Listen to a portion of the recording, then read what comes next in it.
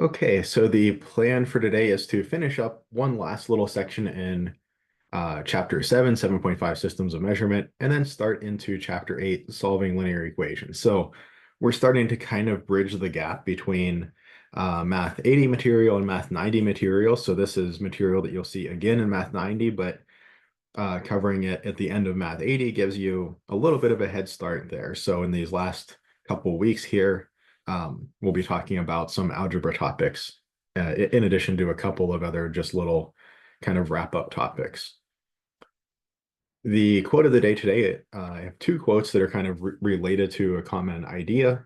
I don't know, I think we've had two quotes for the last 3 or 4 days. I'm not sure why they all lined up that way. I kind of just picked whatever. I have a list of a bunch of them, and I pick whatever one strikes me that day. So, um, unfortunately, both of these quotes also share the characteristic that they both seem to be misattributed. The first one attributed to Gandhi, but I can't find any confirmation of that. A lot of people say that he said something like this, but there are different versions of it, and maybe he said it in an Indian language and it's translated slightly differently, or maybe he didn't say it. If somebody comes up with a saying, a lot of times it gets attributed to somebody famous because that makes it sound more credible.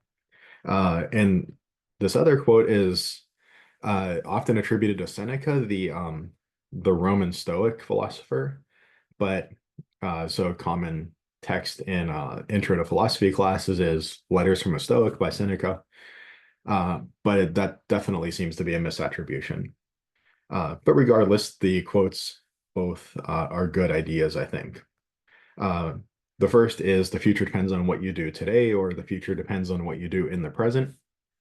And the second, luck is what happens when preparation meets opportunity. So, you might look at somebody's, say, career path and you say, wow, that was really lucky that that person was at that place at that time and met this person who, got them a job or something like that.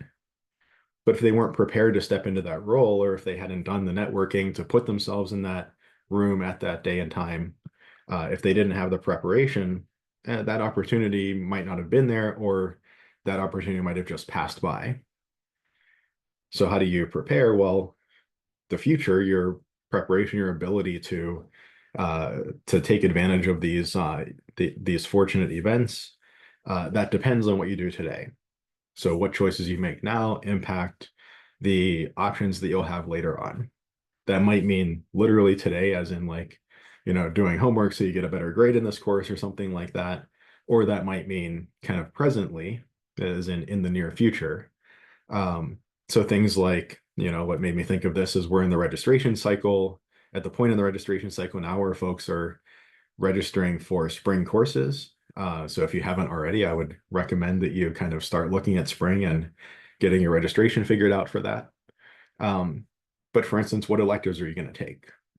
If you want to go into nursing, well, there's different ways that you could kind of bend that degree, right? You could make it look a little more like this or a little more like that, depending on the electives that you choose, or depending on not even necessarily academics, but also, what extracurricular things do you choose to do? Um, so I always like to discuss one of what I think was probably one of the top five or maybe even top three assignments that I did in my college career. It was freshman year. It was in an English course, which, I liked the math courses. I didn't like my English courses so much. Um, but I have to give credit where it's due. Our English professor, Dr. Lawson, he taught argument and research. So that's an English course that we offer here at CCAC as well. We offer a similar course. I think it might be called something slightly different. Um, but basically the assignment was, hey, you have a major, or at least you have an idea of what kind of career path you want to go down. Have you actually researched this, right? Do you want to do it just because that's what your parents did, or because that's what you saw somebody on TV doing and you thought, oh, that's kind of cool. I watched Law and Order and thought it would be cool to be a cop or a lawyer or something. Or, have you actually researched that career path? So looking at some objective metrics, things like going to the Bureau of Labor Statistics website, a government website. So fairly objective data, reliable data, right? Not going to be like biased by somebody saying you should go into this field because I really like this field and I've gone into the field, you know. Um, and certainly not biased by somebody saying, hey, if you pay me $1,000, I'll tell you how you can get into this field. And, you know, um, but you can look at things like what is the average salary for a person in that career field. You can look at average salary by state or, you know, overall.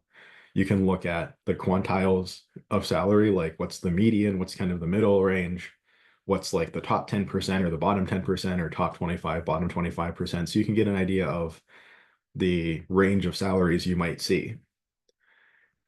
You could look at what's the projected demand. Of course, this is an estimate, but saying, you know, okay, 5, 10 years out, do we think the demand for this career is going to increase? Do we think it's going to decrease? Do we need more people going into that field or not?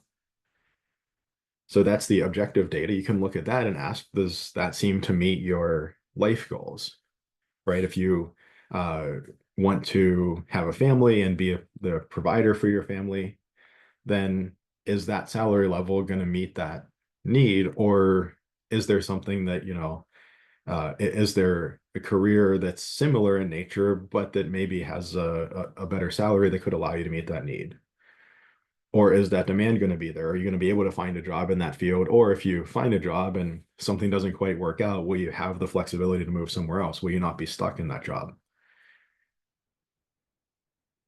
Another thing you can look at is the kind of subjective side of things. You can actually find somebody who, an actual person, you know, I know that we all seem to be only in electronic form these days, but I think we still do exist in the real world. But you can find somebody who is actually doing the job that you want to do, who works, you know, in the business you want to work in or in the hospital that you want to work in. Ask them if you can take them out to lunch and, you know, talk about their job, talk about what does their typical day look like, or ideally if you could shadow them. You know, some jobs that's easier than others. Sometimes there's confidentiality issues and things, but if you could shadow them, if you could basically like just go to work with them for a day and see what they do, um, and that works better for some jobs than others. Like if you could shadow somebody in the medical field, that's probably a lot more informative than if you shadow somebody, you know, in a business field where it's like, well, I mean, you're going to sit next to the person and watch them, you know, answer emails for 3 hours. Like, you know, that might be better suited to like just talking to them. And they say, well, you know, I spend 2 to 3 hours a day just answering emails, doing a lot of business communication, or, you know, but if somebody's going on sales calls, that might be an interesting thing to shadow if you wanted to go into sales.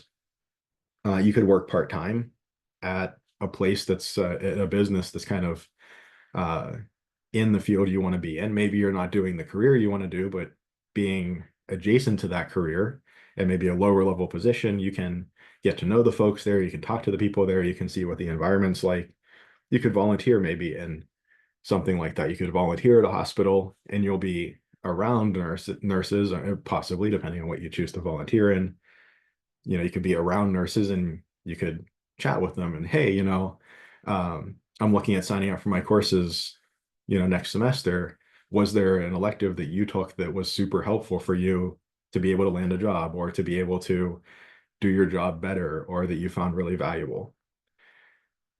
So you can get ideas of like, what is the work environment like? Is that an environment you feel comfortable in that you'd want to be part of for, you know, 40 to 60 hours a week? Like we spend a lot of our time at work. Uh, or maybe is that not suited to you? Is there something, you know, could you find something that fulfills the purpose that you chose that career for, but maybe with a better work environment? What are the personal demands? What are the time expectations? You know, is it typical to be expected to work, say, some nights and weekends? Is that in line with what you're okay with? Or is it a very 9 to 5 kind of thing?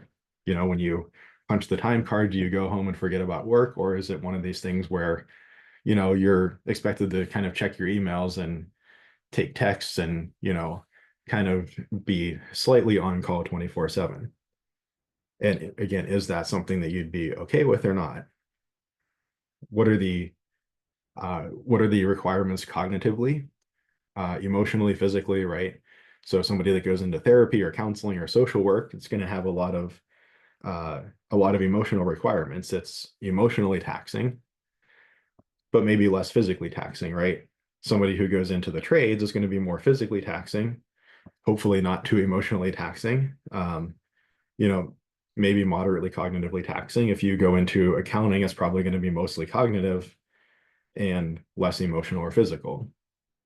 Does that mesh with, is that something you're okay with? For each of these three categories, at least in my personal opinion, which doesn't mean a whole lot in this world, but we have an amount of each of these resources each day to use up, right? Nobody would look at a bricklayer who's been working with bricks all day long, moving them around, and say that he's going to come home and be as physically ready and happy to do, hard labor around the house, or, go and coach his son's football team or something. He's probably going to be kind of physically burnt out at the end of the day, but maybe have more cognitive and emotional resources still available versus, the person who's like thinking hard all day long isn't going to want to come home and, you know, do hobbies that involve a lot of thinking or a lot of cognition. They'll kind of be a little bit spent there. So do the demands of that job on your personal resources mesh with your life goals? And again, if not, that doesn't mean you completely pull 180 from that field. Maybe you do, but maybe you say, is there a subfield that, maybe I was looking at going into the neonatal ICU as a nurse, and I say, oh man, that's just a little too emotionally taxing for me. But maybe I could do something, maybe a different ICU, or maybe work in labor and delivery or something. Maybe that would be a little bit better of a fit. So that's the thought for today. I think there's like a really good book. It's something like What Color is My Parachute that like everybody recommends. And I don't really do all of those kind of like soft skills things nearly as much, but I think some people have found that very helpful looking at careers. Um, so anyway, that was kind of the thought for today. I was just thinking of the registration cycle and people choosing general electives, and I'm also in a general education committee, so we were just talking about how folks choose electives and how they ought to choose electives to satisfy our accreditors and to make their to satisfy each student's goals and so on. So that's what kind of brought this to my mind. All right, so on to regularly scheduled programming, section 7.5, systems of measurement, a little bit different than some of the other topics in chapter 7. So chapter 7 was kind of like just a motley assortment of different ideas that was really kind of an overview of the stuff we've talked about previously, but kind of putting it all in one place and a little more systematically.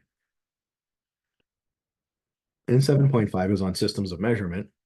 One important note to start with, there's a bunch of unit equivalencies here. I would not recommend memorizing all of these. I don't think anybody has memorized all of these. There are a few, I'm going to kind of highlight them here that I think are worth knowing just for general life. So 1 pound is 16 ounces, feet, yards, and miles, probably good to remember. As an aside, 1 mile, the word mile comes from the Latin mille, or thousand. If you've heard of like a millipede, right? A centipede, like 100 feet, or a millipede, like 1,000 feet. Not that they literally have 100 or 1,000 feet, but that's where the idea comes from. So 1 mile, 1 mille was 1,000 steps of a Roman soldier. And you think a normal step in a typical kind of fast gait is about 5-ish feet, maybe. That's where it comes from, about 5,000 feet. So that's an easy way to remember, a mile is about 5,000 feet because it's about 5,000 steps. This is actually a really nice one. If you ever do baking or anything like that, which I do very little of, but on the few occasions that I do anything like that, it's nice to know that 1 tablespoon is 3 teaspoons. Why is that? Well, if you're mixing together a lot of things, especially with Christmas coming up and all that, maybe you're making cookies or whatever. A lot of things call for an amount of tablespoons or an amount of teaspoons, and maybe you've used up your teaspoons, and you either have to go to the sink and like wash it off and dry it off really good, especially if you're gonna like dip it in sugar or something. You don't want it to be like wet and dip it in there and make it all, a mess. Um, so being able to say, okay, well, I need whatever, 1 tablespoon of something, but my tablespoon is dirty and my half tablespoon is also dirty. I could do 2 half tablespoons, but that's also dirty. Well, I could use my teaspoon, that's not dirty, and I could do 3 of those, or I could use my half teaspoon and do 6 of those, and that makes 1 tablespoon. So just like little side note there, that's one that comes up that's maybe a little more useful than you would expect. So probably 1 cup being 8 ounces is a useful one. And gallons to quarts and quarts to pints might be useful, here and there. I think we all probably know all of these time ones, 60 seconds in a minute and so on. I don't think these really need addressed. As far as metric, probably knowing that a kilometer is 1,000 meters is good. One thing that's nice about metric is meter is kind of our like standard length measurement. Kilo is another way to say 1,000. So a kilometer is 1,000 meters. The same way that if we have a gram, that's a standard of measurement for mass. A kilogram is 1,000 grams. A kilometer or kilometer, I don't know why. In English, we tend to pronounce them like differently. It's kilogram or kilometer. So whatever. It's 1,000 meters. A liter versus a kiloliter. I don't think anybody uses a kiloliter because we don't really use 1,000 liters of stuff very often at all. But you can see that one nice thing about the metric system is that all of the different unit systems, even length versus mass versus volume, kind of the gradations up and down have the same prefixes for the same gradation. In volume, 1 milliliter, 1 mil is 1,000th of a liter. So there's that milli again, like millipede. 1 millimeter is 1,000th of a meter, and 1 centimeter is 1/100th of a meter. So these two are probably good to know. Milligrams and kilograms come up often. And especially if you're in science, milliliters come up often. Deciliters every once in a while. Like I think blood glucose and things like that are often in terms of like something units per deciliter, maybe like milligrams per deciliter, something like that. Yeah, and I think that's about what I have to say about that. And then converting between the two systems, this is actually a pretty good one to know, that 1 inch is about 2.5 centimeters, or that 10 centimeters is about 4 inches. So your hand maybe is like more or less, 4 inches or so in whatever distance, like across your palm and your fingers, and that's like about 10 centimeters. I mean, obviously using body parts for distance is not very accurate, but just to give a ballpark. So 4 inches would be about 4 times 2.5, or about 10 centimeters.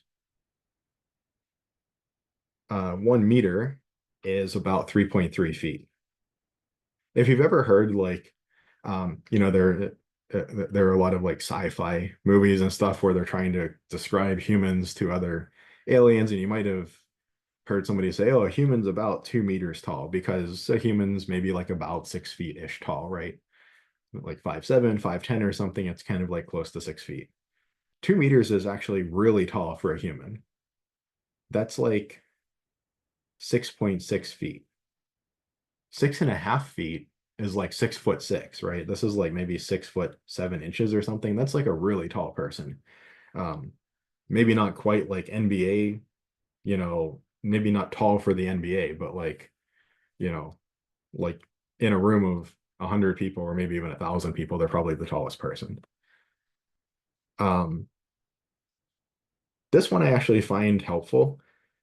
quite often that 1 kilogram is 2.2 pounds, especially as things are getting more international these days.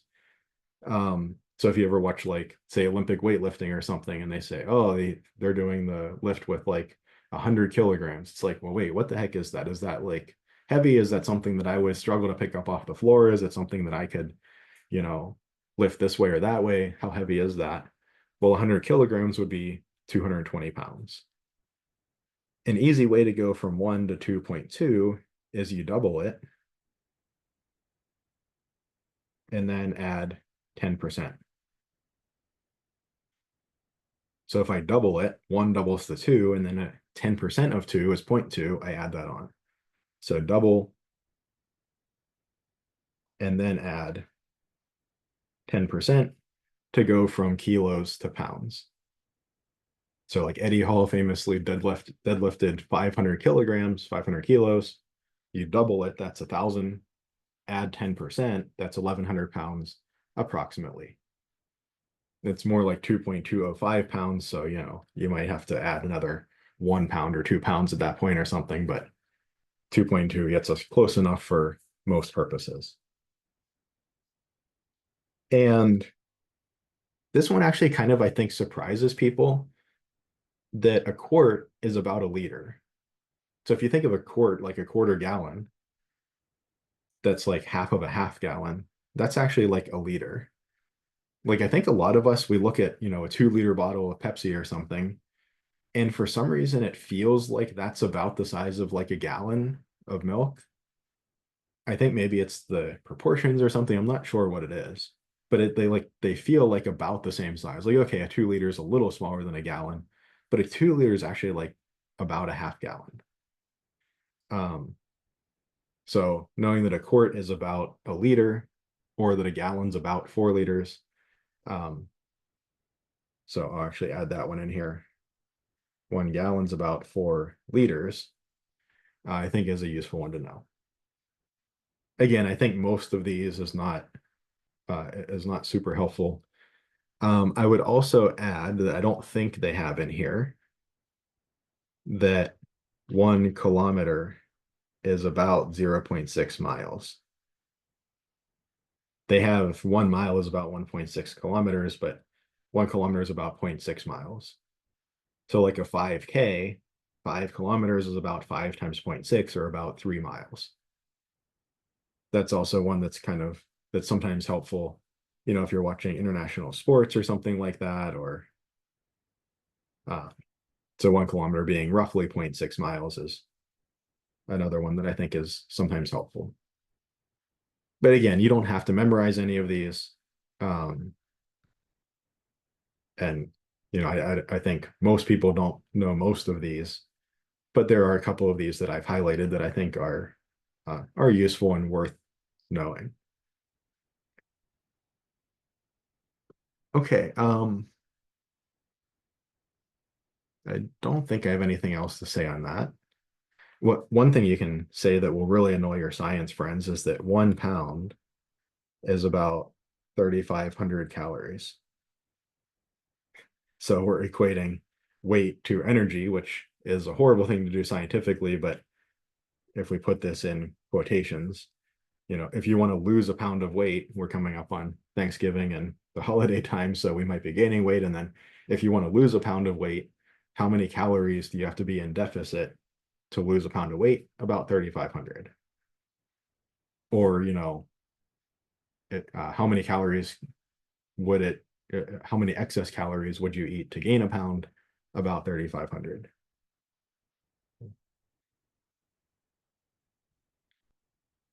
Okay. Little kind of random side note on that. One unfortunate thing about our bodies is that they're actually very efficient, which means that we can go a long distance on a little bit of energy. That's really nice if you're, living in 1200 AD and food is hard to come by and you need to walk a long way to get anywhere. You can have a little bit of food and go a long way. You eat a Snickers bar and you can walk 3 miles on that energy or something.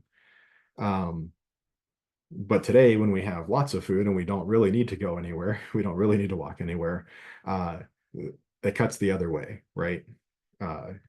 So you might need to walk a mile or 1.3 miles or something to burn off 100 calories, which if you look at the calories in a Snickers bar or something is like not anywhere near a whole Snickers bar.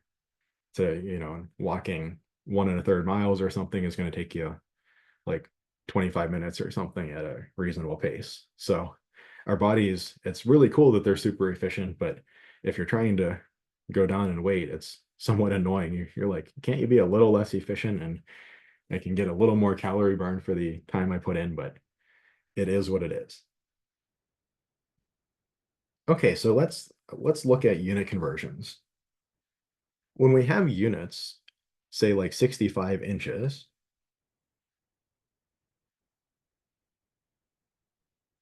we can almost think of this unit as being like a variable multiplied on, almost like that.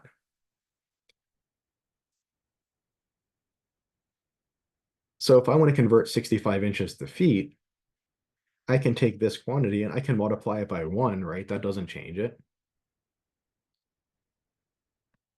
I could multiply it by, say, 1 inch over 1 inch. Well, that's just the same thing over itself. If I multiply by the same thing over itself, I multiply by 1, that doesn't change the quantity. Multiplying by 1 inch over 1 inch doesn't really help me in this case. Maybe if I multiply by 12 inches over 12 inches, I think we can agree that 12 inches over 12 inches is just 1. That's the same thing over itself. That's 1. I haven't changed the quantity. But now I note that 12 inches is 1 foot. These are the same thing. 1 foot is the same as 12 inches. 12 inches is the same as 1 foot. I can choose to replace the 12 inches in the numerator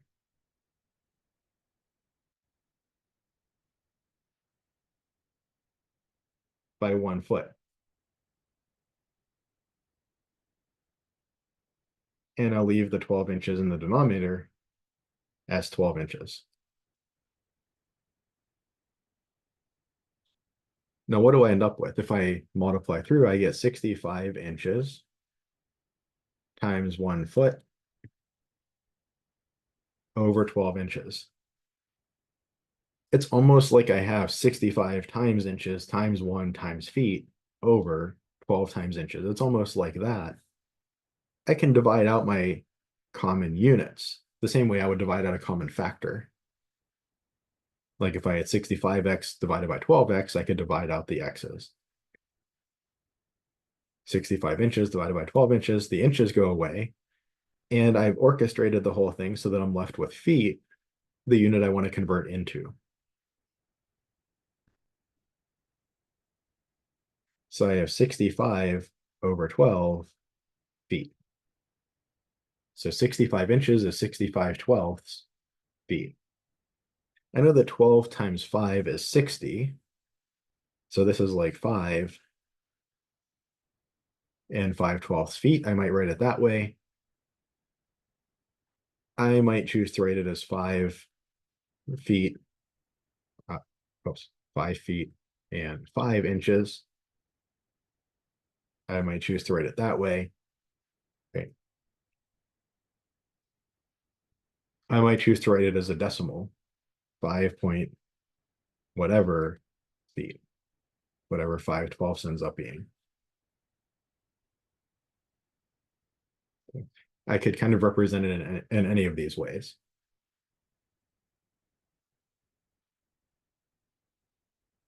What if I wanted to go the other direction? If I measure something and it's 3 feet 4 inches on my measuring tape, how many total inches is that?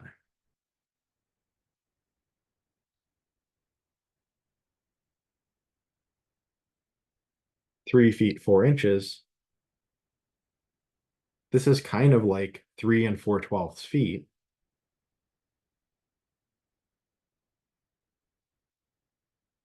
I could maybe think of it that way. And I see that if I want to get into twelfths, 12 times 3 is 36, plus 4 is 40 twelfths feet.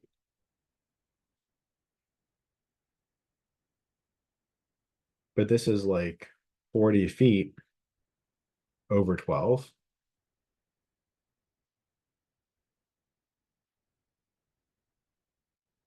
But I noticed that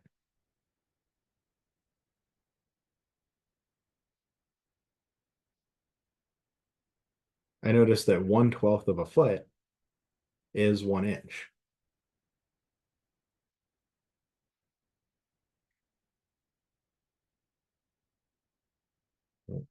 1/12 of a foot is 1 inch.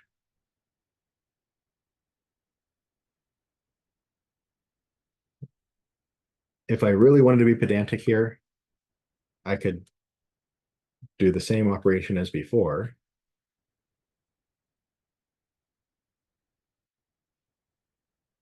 I could say I want to get rid of feet.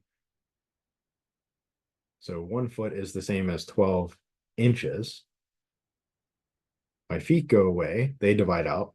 My 12s divide out and leave me with just the unit of inches. But I actually think it's more complicated to go through all of this than just to note that 1/12 of 1 foot is clearly an inch.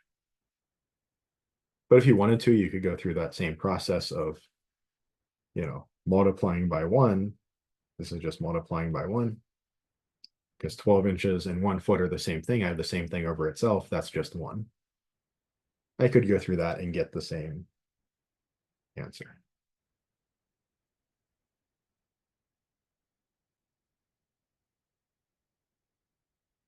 Okay, what if I have 4 minutes, 25 seconds, and I want to convert it to seconds? I know that 1 second is 1/60th of a minute. I could make this say 4 and 25/60ths minutes and kind of take the strategy that I used up here. Another approach that I could take is that this is 4 minutes plus 25 seconds. This second term is already in the units that I want. I want seconds at the end, and it's already in seconds. When I'm adding two terms together, like 4 minutes plus 25 seconds, I can combine them as like terms and add the numbers together if they have the same units. I cannot do something like this. 29 seconds or 29 minutes or something. That doesn't work. These have different units. This would be like 4y plus 25x. They have different variables to different powers. I can't combine them as like terms. But if this was so many seconds plus some more seconds, I could add those numbers together and combine them as like terms. So how many seconds are in 4 minutes? Let me come off to the side here and figure that out. I want to go 2 seconds. So I want to multiply 4 minutes by something. I want to end up with seconds and get rid of minutes. So minutes has to be on the bottom so that the minutes unit divides out at the end, gets rid of the minutes. And seconds has to be on the top so that at the end I'm left with units of seconds. So I need to convert between seconds and minutes. I see that my conversion, I think we all know this one, but for a more complicated one, we might have to look at the table, and I see that 1 minute is the same as 60 seconds. So 60 seconds is equivalent to 1 minute. I have those two sides of the equal sign. I just put one side on the top, one side on the bottom, arrange them in a way that things are going to cancel out the way that I need them to, the units. I see that 60 seconds divided by 1 minute, that's the same thing over itself. Here I just multiplied by 1. I haven't changed the value of the 4 minutes, but I can now divide out the units of minutes, and I get 4 times 60 seconds, or 240 seconds. So 4 minutes is 240 seconds, and then plus 25 seconds, or that's 265 seconds. So 4 minutes, 25 seconds is 265 seconds.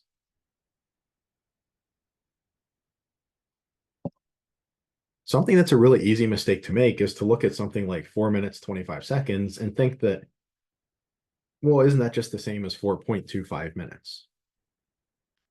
Let's check.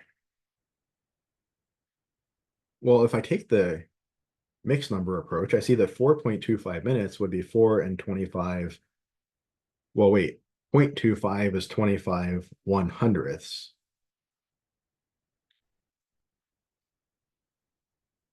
I see I have a different denominator. So this is not going to be the same as the previous answer.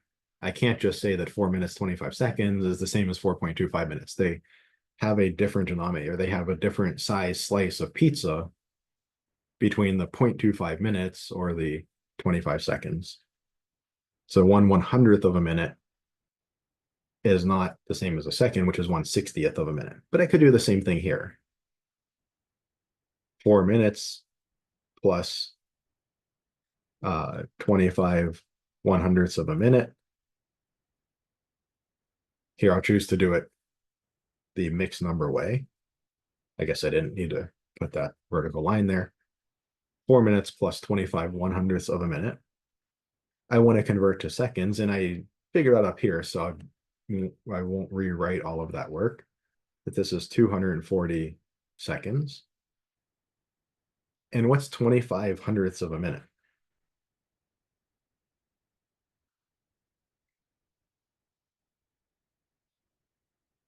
Well, I know that 1 minute is the same as 60 seconds.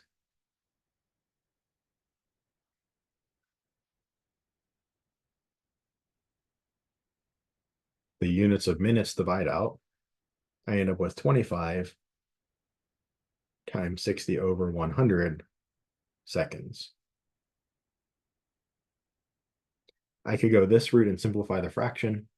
I might also realize, if you saw this, good job, thumbs up, congratulations. If you didn't see it, you can go this route. You can say, well, 60 is 6 times 10, 100 is 10 times 10, divide out the tens, keep working that way, simplify the fraction.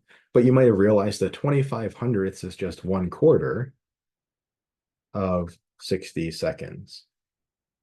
1/4 of a minute is just 15 seconds, right? You look at a clock, goes 1/4 of the way from vertical to pointing to the right, that's 15 seconds.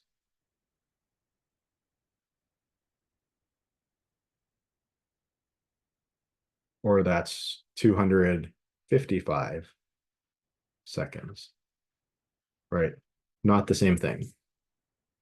We have to be a little bit careful if we have a decimal number, say of minutes, like 4.25 minutes, that's not the same as 4 minutes, 25 seconds.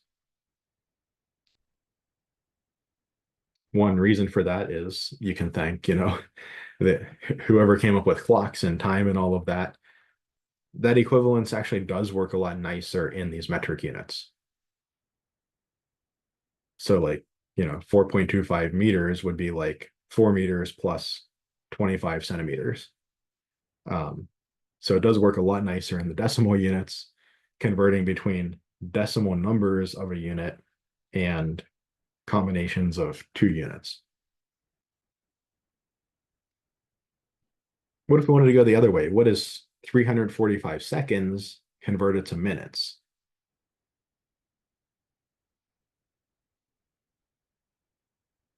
I want to multiply 345 seconds by something to end up with units of minutes.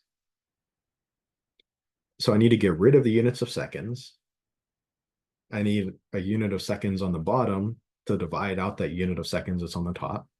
Remember, something like 345 seconds, we can just think of it as a fraction like 345 seconds divided by 1. So that way these units divide out.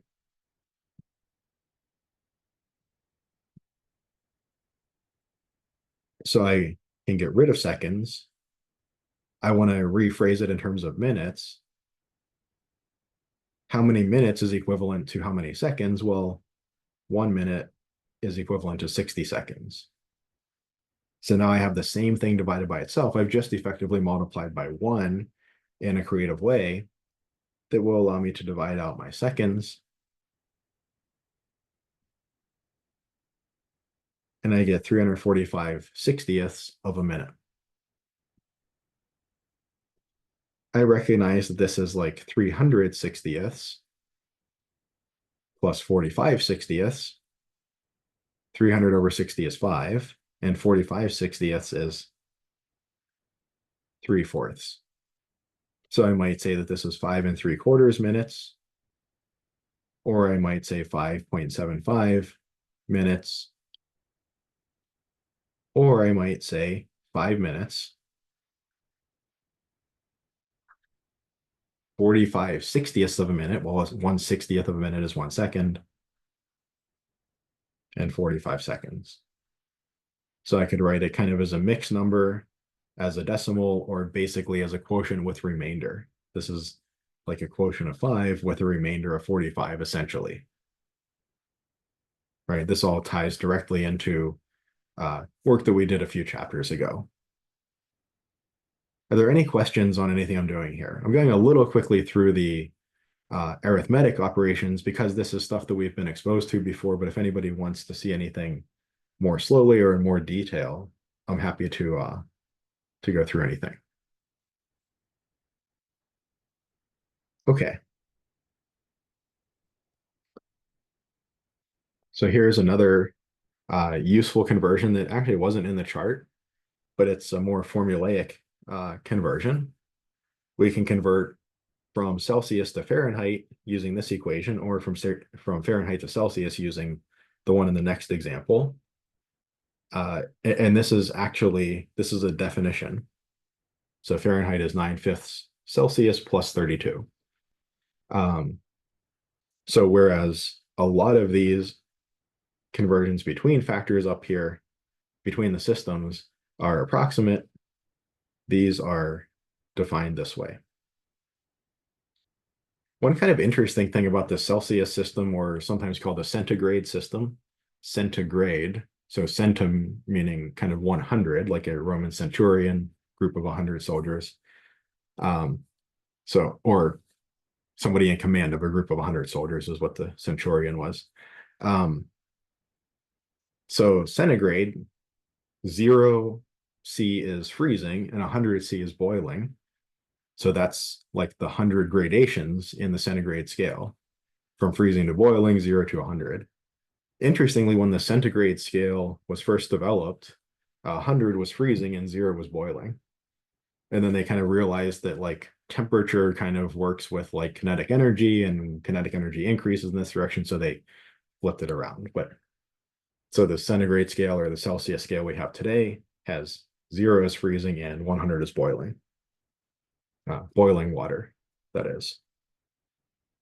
So if I have some different values for Celsius, say 0, 10, 20, and 30, what is the equivalent temperature in Fahrenheit? So 0 Celsius, the temperature in Fahrenheit will be 9/5 times 0 plus 32, or just 0 plus 32, 32. What about 10 C? Fahrenheit is 9/5 times 10 plus 32. I see that each 10 degrees Celsius that I go up, 10/5 is 2, 9 times 2 plus 32. Each 10 degrees Celsius that I go up by 18 degrees Fahrenheit. So kind of like roughly 1 degree Celsius is like 2 degrees Fahrenheit. A change of 1 degree Celsius is like 2 degrees Fahrenheit. 18 plus 32 is 50. If I go up another 10 degrees Celsius, I go up another 18 degrees Fahrenheit to 68. So 20 C. Fahrenheit is 9/5 times 20 plus 32. 20 over 5 is 4. 9 fours are 36. 36 and 32 is 68. And if I go up another 10C, I go up another 18F, 68 plus 18, that's 78 plus 8, or that's 86. So there's a saying, I'll see if I can remember it. 30 is hot, 20 is nice, 10 is cold, and 0 is ice. So if you think of them this way, 30 is hot. I mean, 86 degrees, most of us would say is hot. 20 is nice. That's like room temperature, 68, 70-ish degrees. 10 is cold. Well, 50 degrees is what most people would call cold. And 0 is ice. That's freezing. So if you want a more intuitive feel for the Celsius scale, the centigrade scale, 30 is hot, 20 is nice, 10 is cold, 0 is ice. That kind of gives you some gradations. And I think if we forget what numbers are what or where to start, we kind of know we've got to end up with 0 is ice, 0 centigrade is freezing, 0 Celsius is freezing. So we kind of know we have to end up there. So if I made a mistake and thought, is it like 40 is hot, 30 is nice, 20 is cold? Well, then 10 would have to be ice, and that doesn't mesh. So it's got to be 30, 20, 10, 0. So a little aside on that.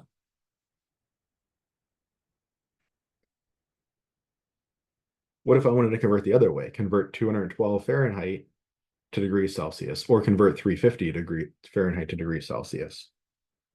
My conversion here looks like the temperature in Celsius is 5/9 times temperature in Fahrenheit minus 32. And at the end of next chapter, we'll actually be able to convert from this one to that one and vice versa. We'll be able to say solve this equation for C in terms of F, or solve this equation for F in terms of C, and see that they are indeed the same relationship. So my Fahrenheit temperature of 212 corresponds to what Celsius temperature? 5/9 times 212. Yep. Professor, sorry. What is Yeah, that sure. two and then what's that other one? I can't make it out. The one you just left from, the side words. I didn't catch a lot of that. What is your question? The side word, right? That you were doing. Okay, like over What here? is that? Two and then at the bottom right there. What is that? I couldn't Here? make that quite out. Oh, that's No, to your 32. left. Yeah, so it's 9/5 times 20. So this 20 going in there, and then plus 32. Okay. Yeah. And this one is 9/5 times 10 plus 32. And I was making just the point that 10 divided by 5, that ends up being 2. So kind of for each degree Celsius that we go up, it's like going up 2 degrees Fahrenheit, or for each 10 degrees Celsius we go about 18 degrees Fahrenheit, or say in the ballpark of 20 degrees Fahrenheit.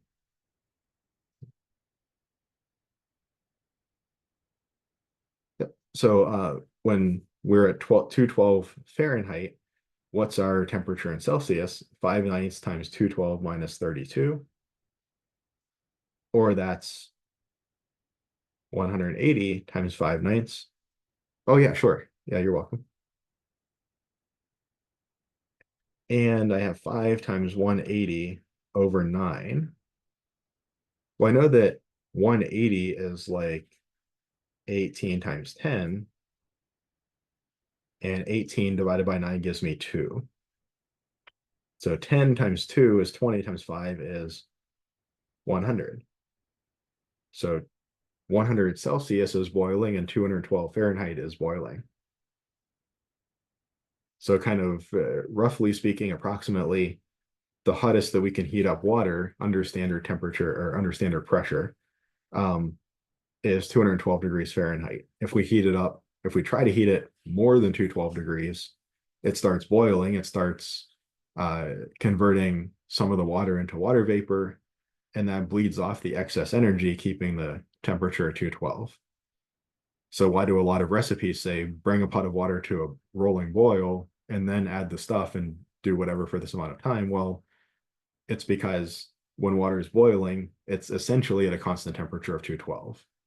if I just say, put a pot of water over like, medium heat, it's like, well, what temperature is medium heat on your particular stove or for this particular pot? Or, if I just said, put some water in a pot and heat it up over medium heat for 5 minutes, well, who the heck knows what temperature that water is? It might be, 90 degrees for some people for their starting water temperature, they're starting the pan they're using in their stove, and it might be, 180 degrees for other people. But if it's boiling, it's 212. Pretty, or at least pretty close to that, right? Because if it was to try to get higher, if it was to try to get, say, above 212 degrees, the excess energy would leave in the form of water vapor, bringing it back down. Interestingly, that's under standard pressure. If you've ever noticed, like some recipes will say, like, if you're at a high altitude, boil it for this much longer or this much shorter or whatever it may be. Well, that's because at a higher altitude, there's less atmospheric pressure. The boiling point changes a little bit. So the temperature of that boiling water is going to be a little bit different, meaning the recipe might need to be adjusted if you're like in Denver or something like that. I mean, this isn't like if you're in, South Side versus Mount Washington, you need to change all of your recipes, but we're talking about significant changes in elevation. Okay, and then 350, what if I have a 350F oven and want to convert that to Celsius if I'm making a recipe, and if I realize that just about everybody else in the world doesn't use degrees Fahrenheit, what temperature should I tell them to set their oven at? Well, 350F converts to Celsius as 5/9 times 350 minus 32. So that gives me 318 times 5/9. 318 times 5 divided by 9. And this isn't going to work out super nicely. I'm going to cheat here and make this like, this is about 320. And 5/9 is like about, let's say, 5/10. I mean, this isn't perfect, but approximately. But 5/10 is just 1/2. So that's 320 over 2. That's 160. So a rough ballpark is 160C. Probably close enough for, baking most things. It's probably going to be, the error in your oven's ability to maintain a certain temperature and to be at the temperature that it's set at, its precision and accuracy. Frankly, that error is probably higher than any error that we've introduced in here. Or even the error in, the difference in temperature between the top and bottom of the oven or the front of it and the back of it. It's probably going to be, all of the errors from all of that stuff is probably going to be significantly more than any error that we've introduced by making this approximation. So I would say, set your oven if you're anywhere beside the US to maybe about 160C. Any questions on any of these unit conversions? So kind of the big idea here is that we can treat units kind of almost like a variable that's multiplied on, and we can choose to multiply by 1 in a creative way, like 1 minute over 60 seconds or something like that, to convert between units. And the book has lots and lots of examples of converting between, units of length or units of whatever. One note that that I think is important to say is if I wanted to say something like convert, 1 pound to inches. I mean, aside from us just recognizing immediately that that's a silly question, I see that I can't find an equivalence up here that equates pounds to inches. So because I can't find a way to equate pound, like, it's not like 3 pounds equals 27 inches or something. So if I tried to do 1 pound I need to get rid of pounds and end up with inches, I need to find a way that makes this one. I need to find a numerator and a denominator that mean the same thing in inches and pounds. And clearly there's no way to do that. Right. So that's kind of what I jokingly wrote here is like 1 pound is 3,500 calories. I put it in quotes because that's not really a unit conversion, right? It's not really a unit conversion. It's kind of an association. It's saying something like 1 pound of body fat to metabolize it, and the way that your body tends to metabolize it would require about a 3,500 calorie deficit, or that 1 pound of body fat would contribute about 3,500 calories of energy to your body systems. Right? It's a much more nuanced association. Right? The same way that we might be able to say, like, whatever, a newborn baby that's 10 inches long or something typically weighs this many pounds. We might be able to convert pounds to inches in that context and have some association between that. If a 10-inch baby weighs 6 pounds, how much would you expect a 12-inch baby to weigh if it kind of scales roughly the same? But that's not a precise unit conversion. It's more like an association. So there are some scenarios where a statement like this kind of makes sense in that context, but it's very context dependent, and it's more of an association and not really a rigid conversion like these unit conversions here.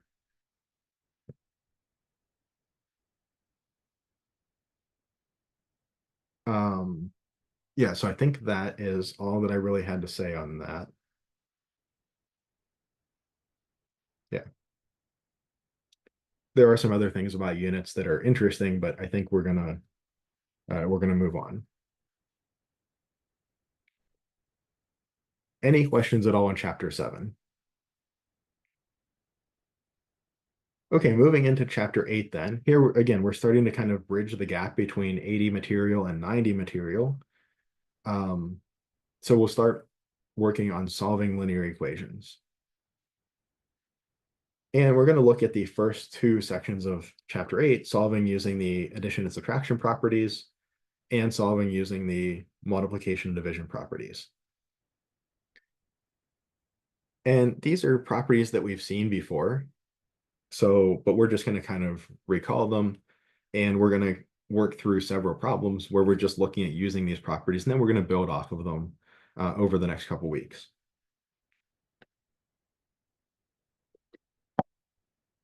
Okay, so quickly recall. So a variable, like we see here in the expression 7x minus 4, it's something that can take on a range of different numbers. So I could, for instance, evaluate the expression 7x minus 4 in the case when x is -3. X can maybe take on different numbers, but if I chose to allow it to take on the number -3, then the value of my expression would be 7 times -3 minus 4. 7 times -3 is -21 minus 4. I'm multiplying a positive times a negative. I get a negative result, and it's going to be negative of 7 times 3, or -21. Then subtract 4. Do my multiplication first, of course, because of order of operations, not only because it came first from left to right, because of order of operations. And -21 minus 4, that's kind of like -21 plus a -4. I'm adding together two numbers that have the same sign. Both are negative, so my answer is going to be negative, and the size of the number is going to be 21 plus 4, or 25. Oh.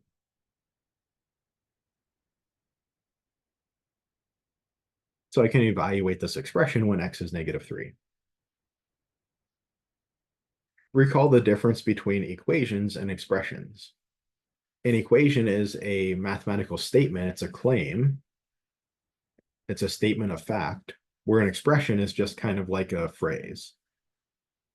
It's like if I was, in English class and I said, this thing is that thing, that's a claim. Where if if I said the red ball is sitting on the couch, so the object sitting on the couch and the red ball are the same thing, that's a claim. That might be true, it might be false, right? Maybe the red ball is actually sitting on the floor, it could be false. If I just said the red ball, that's like an expression, or sitting on the couch, that's an expression. So an equation would be something like 7x minus 4 equals 5. For some values of x, that's going to be a correct statement, a true statement. And some other values of x, that's going to be an incorrect statement, right? If I say the red ball is sitting on the couch, in some scenarios, that will be a true statement. In other scenarios, that's a false statement. Versus an expression, which is just like 7x minus 4, that's just kind of a mathematical phrase. It's not true or false. It just looks some ways in some situations and differently in other situations. The most important rule of equations is that both sides of the equations have to balance. What I do to one side, I have to do to the other. So I can think of an analogy like an envelope or a bag analogy. I imagine having like a set of scales here.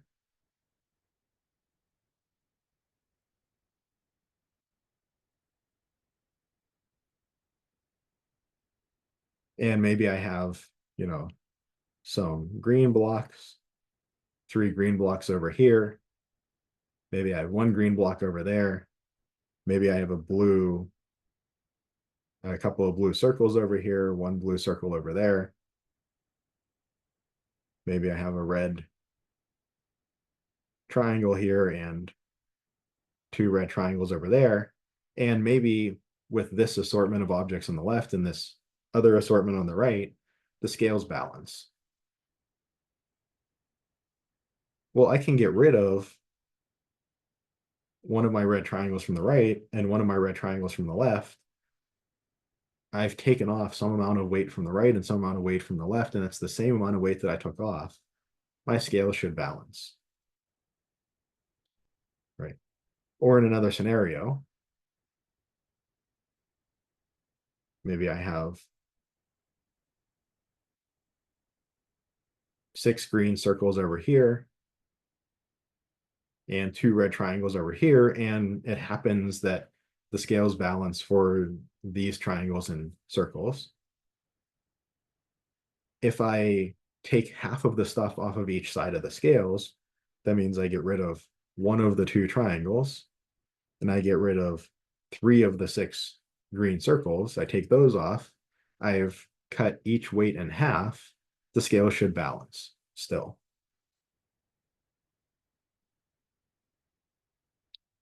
I could end up with a situation where I have like, let's say an empty, or not an empty, an envelope with that contains some of these circles or triangles or boxes or whatever, but I don't know what's in the envelope. That's on one side. And on the other side, I have these little green circles. I put my envelope on one side, the scales, the left side falls down. And then I start putting green circles on until it balances. Well, if I put three green circles on and now it balances, I know that the contents of the envelope has to be equivalent to 3 green circles. I suppose it's possible that the envelope doesn't contain literally 3 green circles. Maybe it contains 1 blue block, and a blue block weighs as much as 3 green circles, but it's the equivalent amount of 3 green circles. Right? Maybe the length is 1 foot instead of 12 inches or something, but it's equivalent, right? Similarly, if I had, say, my envelope plus a red triangle,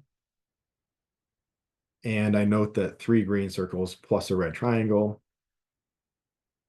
balances, so I have envelope plus triangle equals 3 green circles plus triangle. I note that I have a triangle on both sides. It's kind of complicating things. It's harder to see what the envelope contains, or at least equivalent to what it contains, when I have all this other stuff jumbling up the works, I can just take the triangle off of both sides and it'll still balance. But the left side, I have the envelope by itself. And now it's easier to see that the envelope contains 3 green circles.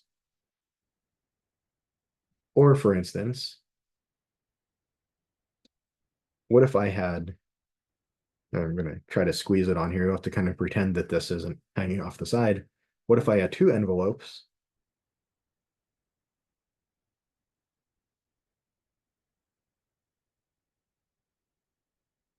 and a red triangle on one side, and I mess around with adding green circles and red triangles and things, and I note that 6 green circles plus 1 red triangle makes the thing balance exactly.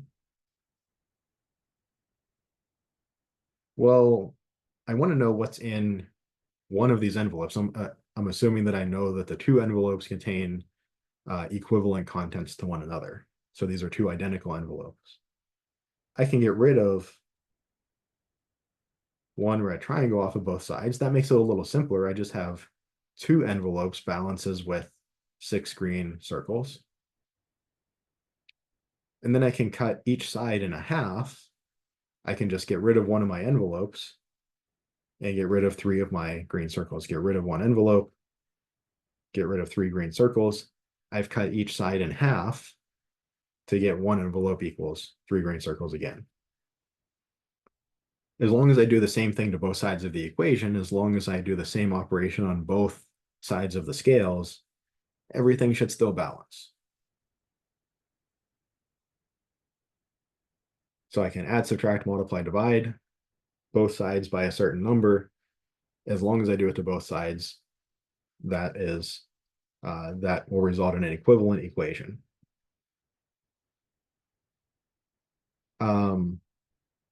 Yeah, I think the other detail I want to talk about is down here. So we'll go through a couple examples and then we'll talk about that detail. Okay.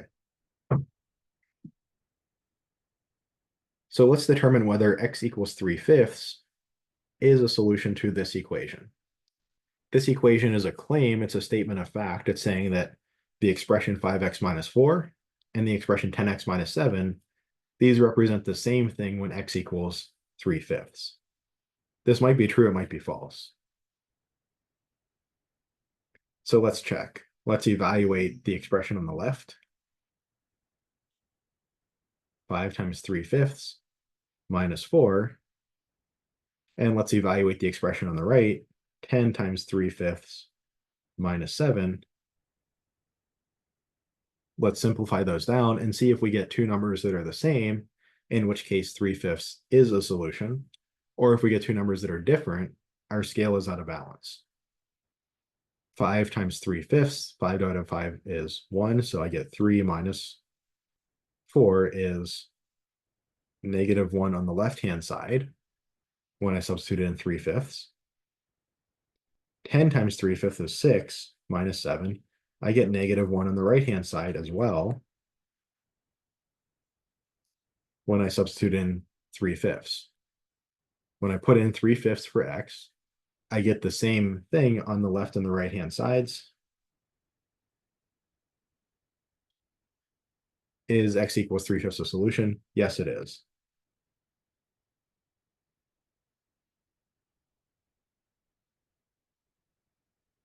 X equals 3/5 is a solution.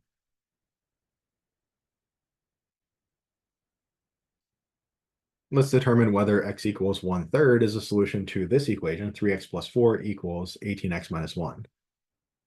I'll do the same thing. I'll substitute in 1/3. 3 times 1/3 plus 4 is what the expression on the left ends up being. The expression on the right is 18 times 1/3 minus 1. 3 times 1/3 is 1, plus 4 is 5. 18 times 1/3 is 6, minus 1 is 5. These are equal. Yes, x equals 1/3 is a solution.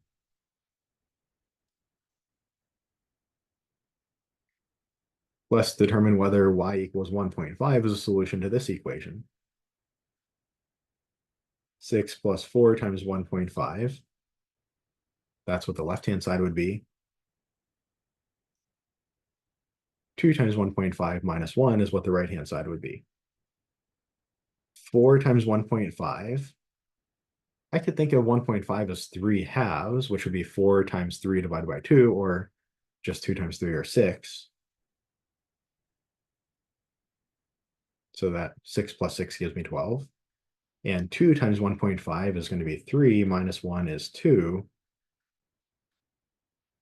These are not equal to one another. If I substitute in 1.5 for the variable y, I end up with a claim that effectively says 12 equals 2, and I know that that's not true. No, y equals 1.5 is not a solution to this equation. When I plug it in, I can evaluate both expressions just fine. I can evaluate 6 plus 4y at 1.5. I can evaluate 2y minus 1 at 1.5. No problems there.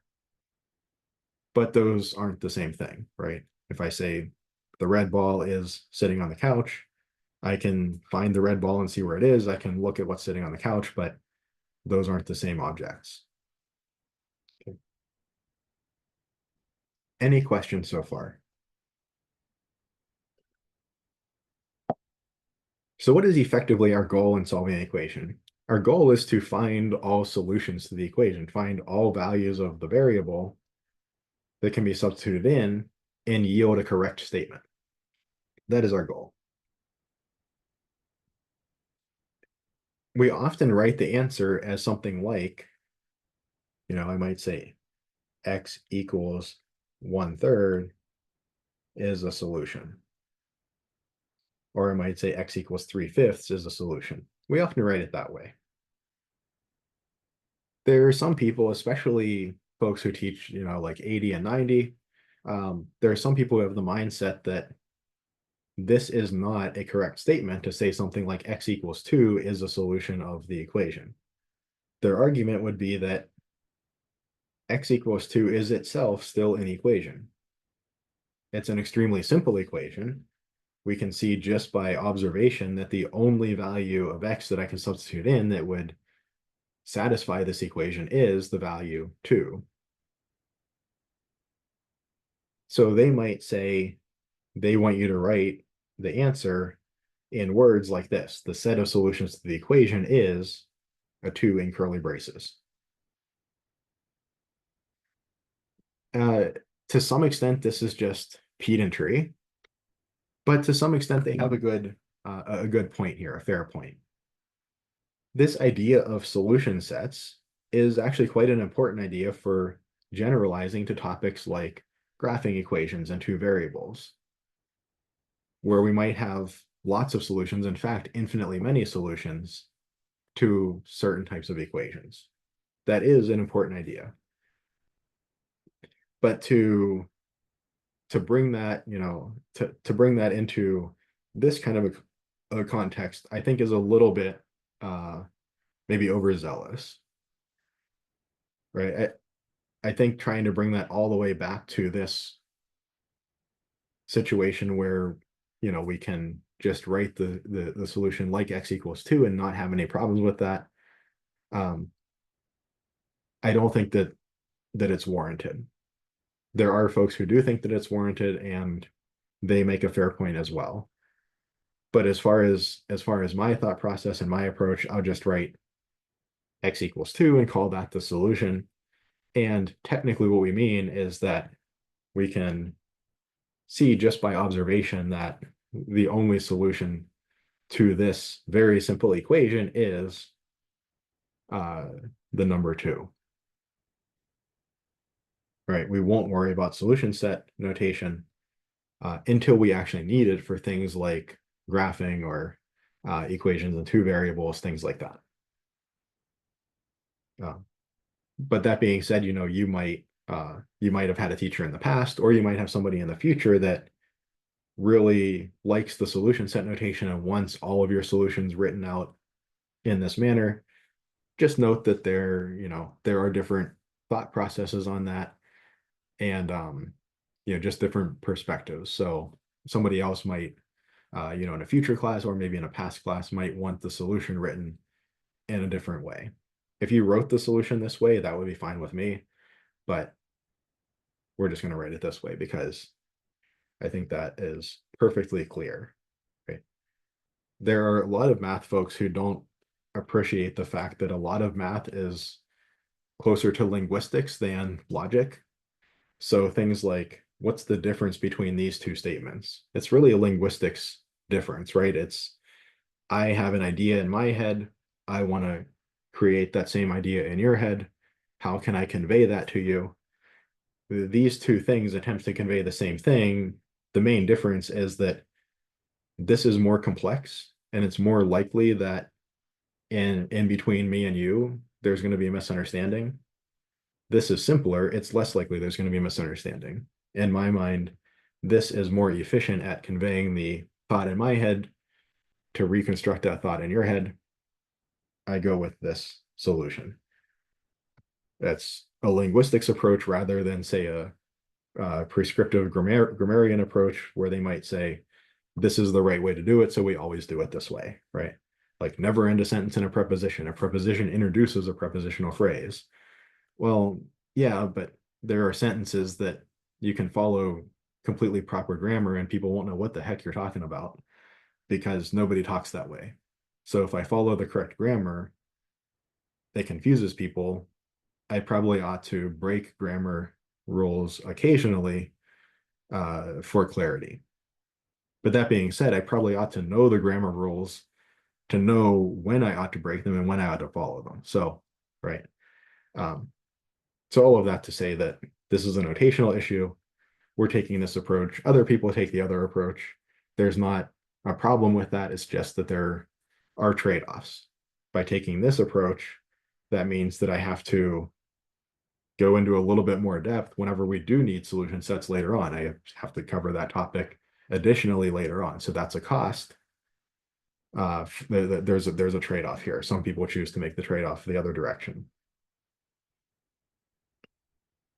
Okay, so what about actually solving equations now? What if I want to solve the equation r plus 1/3 equals 1/2 for r? My goal is to isolate the variable. I notice that I have variable plus number equals number. Now these happen to be fractions, but they're just numbers. Variable plus number equals number. I want to get the variable by itself. In other words, I want r equals something, in particular, something without r's in it. Well, to get that plus 1/3 off of the r, I see that it's added onto the r. It's kind of like an envelope plus a red triangle. I just need to get rid of the red triangle here. If I get rid of it over here, I better get rid of it over there as well. I need to subtract 1/3 from the left and also from the right. R plus 1/3 minus 1/3. I've isolated the variable successfully. That's just r. And on the right, I have 1/2 minus 1/3. At this point, in a sense, I've solved my equation, but I probably want to write this in a simpler form, right? I probably want to write my answer in simplest form. Let me come off to the side over here, work on 1/2 minus 1/3. I see I have a common denominator of 6. Let's do this in 2 steps. I need to multiply numerator and denominator by 3 in the 1/2 to get a denominator of 6, and by 2 in the 1/3 to get a denominator of 6. So 1/2 is 3/6, and 1/3 is 2/6. 3 minus 2 is 1/6. So r equals 1/6 is a solution to the equation. And in fact, I see it's the only solution to the equation as well. I didn't just guess 1/6 and find that it worked. Number one, that would be kind of hard to just guess that. It's not unlikely you would just pick that as a guess. And so that's number one. Number two, I just lost my train of thought. Sorry, I got a random text. I have a plumber coming this afternoon, so I was hoping it wasn't him saying that he's going to be early or something, which it wasn't.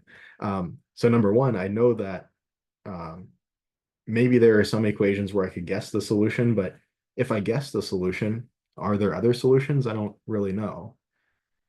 And number two, so uh, not only do I not have to guess the solution, but I have an algorithmic approach to find the solution. Number two, I know that this is the only solution because this equation up here is an equivalent equation to this one. It has the exact same set of solutions to this much simpler equation, which I can very clearly see just by inspection that it only has one solution. Right, r equals 1/6 is a solution, and it's the only solution. So I actually got two things out of this process. I found a solution, and I verified that it's the only solution. At this point, it's good practice to check your answer. Is it true that 1/6 plus 1/3 equals 1/2? In theory, we don't have to do this. If we've done all of our arithmetic and algebra correctly, this should always work out to be true. In this case, it will. I'll leave it as an exercise to check the answers here. But it's good practice to check your answer just in case you made a little mistake somewhere. That way you can correct it and not lose the points on an exam or figure out why your answer to your homework problem was marked wrong. So it's good practice to check your answer here. And in future courses, there are some situations where it's actually crucial to check your answer, where you might go through some equation solving steps in a more complicated scenario, and you might end up with a candidate solution that's not actually a solution to the original equation. So that's something that can come up maybe in future courses.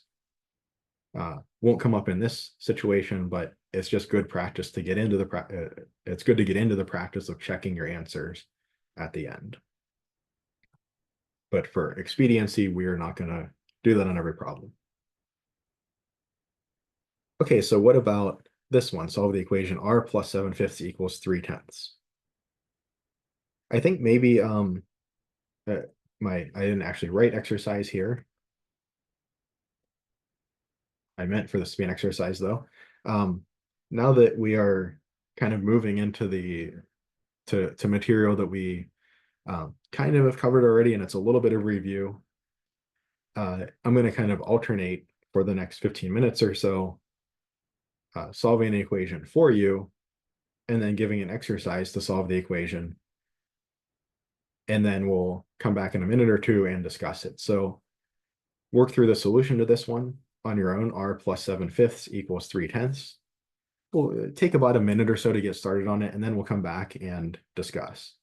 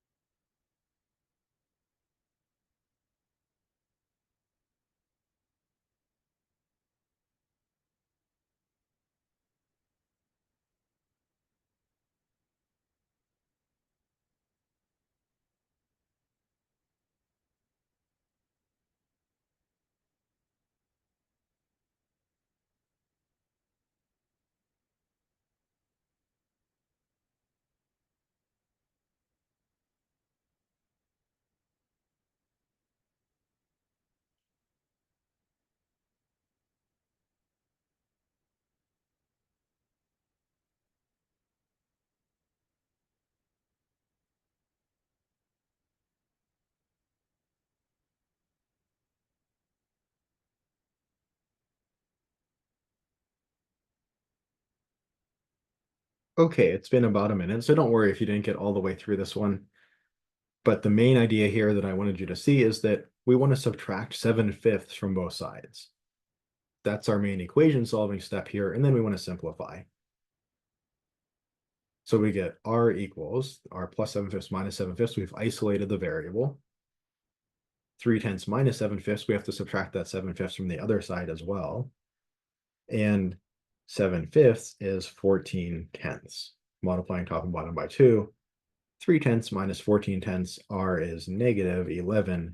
tenths, or we might want to write that as r equals negative 1 and 1/10.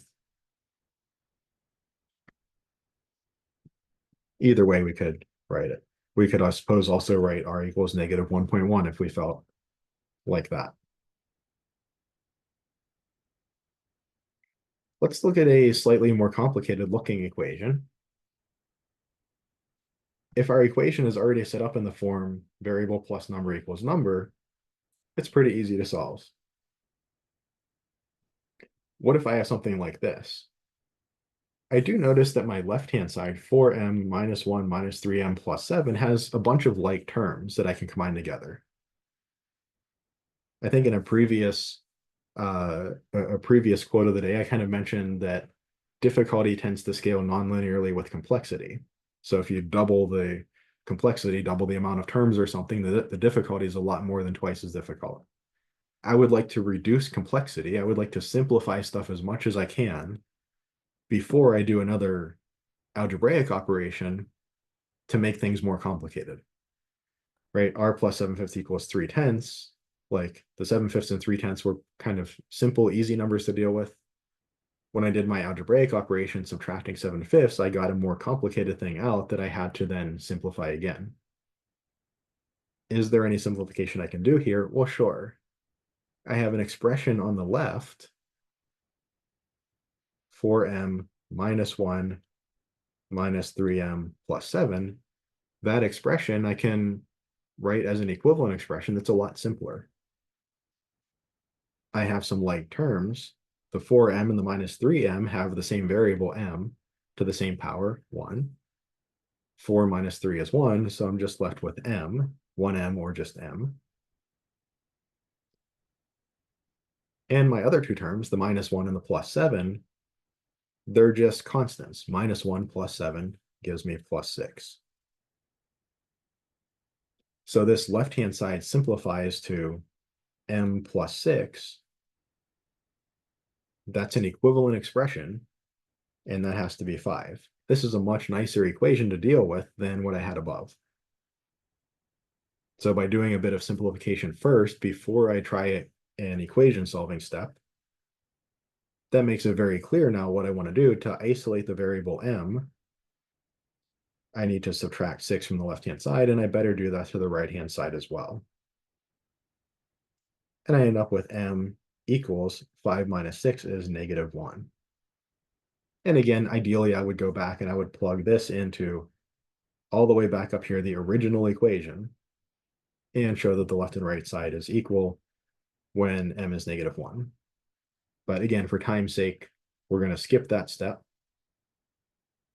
And as an exercise, work through this one. It's pretty similar, but a little bit different. So again, we'll take maybe, 45 seconds, a minute or so to work through this one, and then we'll come back and discuss it.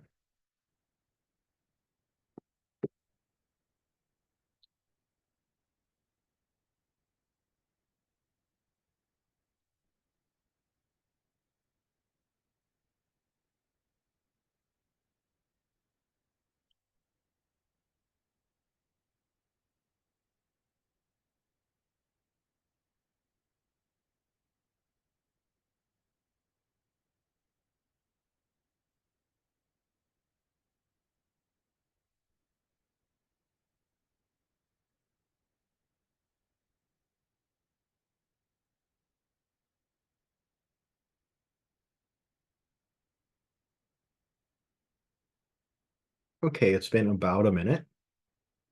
So on the left-hand side, again, just like before, this expression can be simplified quite a bit. 4m minus 3m gives me just 1m, or just m.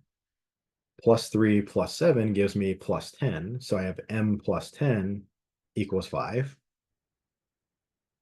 Now I've got things pretty simple. I want to perform an equation solving step. I want to isolate the variable m, get it by itself. I do that by subtracting 10 off of both sides. M plus 10 minus 10 gives me m. 5 minus 10, negative 5.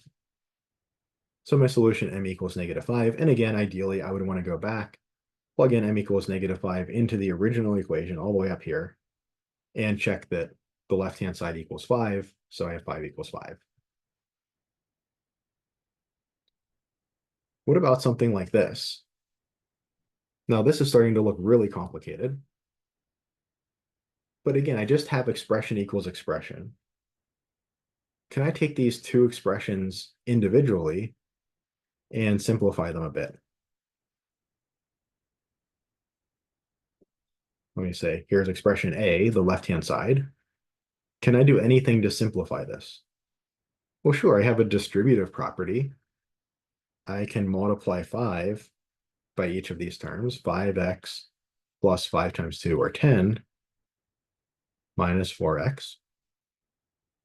And now I have some like terms. 5x minus 4x is just x plus 10. For expression b, let's call it the right-hand side, 3 times x minus 7 minus 3 times x minus 1. I have this minus 3 times x minus 1. I don't particularly like that setup because it's really easy for me to miss a negative. So I'm going to choose to write this as plus a negative 3 times x minus 1. That way, when I distribute this negative 3, I don't forget to distribute that negative along to the second term in the x minus 1. So I distribute here 3x minus 7 times 3 is 21 plus negative 3x. Maybe stuck that x a little too close there, negative 3x. And then plus negative 3 times negative 1. Or I get 3x minus 21 minus 3x. Negative times negative is a positive 3. Well, hey, my 3x minus 3x, they just go away. I get negative 21 plus 3. I think that is negative 18. So my expression on the left simplifies to x plus 10. My expression on the right simplifies to negative 18. So I really just have x plus 10 equals negative 18. Now my equation looks pretty simple. My left and right sides are as simple as I can make them. Now I introduce an equation solving step. I want to isolate the variable x. I do that by subtracting 10 from the left side, and I'd better do that to the right side as well. X plus 10 minus 10 just gives me x. Negative 18 minus 10, I'm adding two negative numbers together. This is like negative 18 plus negative 10. My answer is going to be negative, and the magnitude is going to be 28. 18 plus 10. So that looked like a really difficult problem to start with, but taking it step by step, simplifying the left side expression, simplifying the right side expression, getting a much simpler equation, and then just applying one equation solving step and simplifying again gets our solution. And again, just like above, we know that x equals negative 28 will be a solution and that it's the only solution. And just like above, we ideally would check this, but for time's sake, we're going to move on. So I'll leave this as an exercise. We'll take maybe about a minute and a half for this one because there are a few additional operations here. But we'll take about a minute, 30 seconds. And as usual, about half or so of the way through, I'll jot a couple of notes down.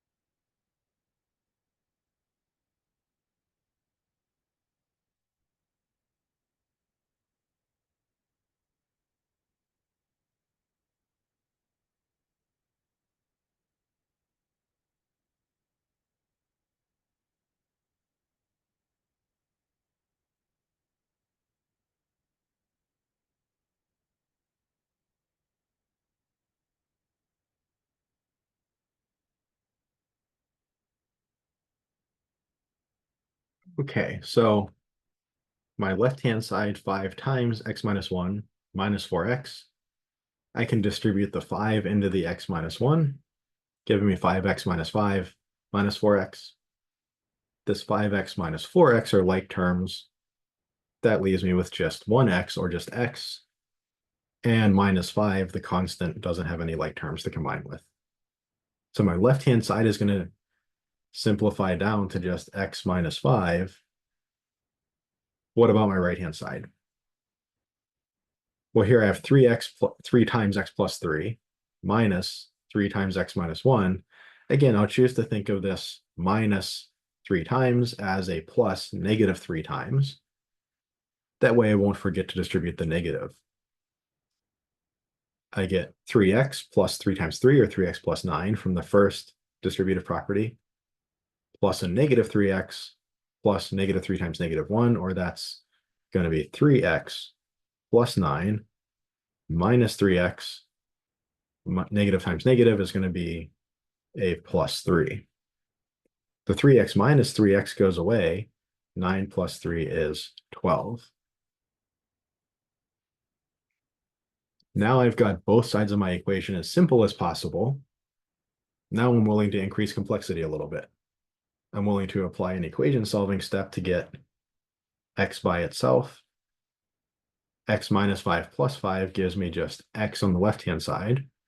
12 plus 5, 17 on the right. Any questions on any of this? Okay, when we come back, we'll do a couple of quick word problems, and we'll move on to 8.2, solving using the multiplication and division properties, and continue on in chapter 8 from there. Let me stop the recording.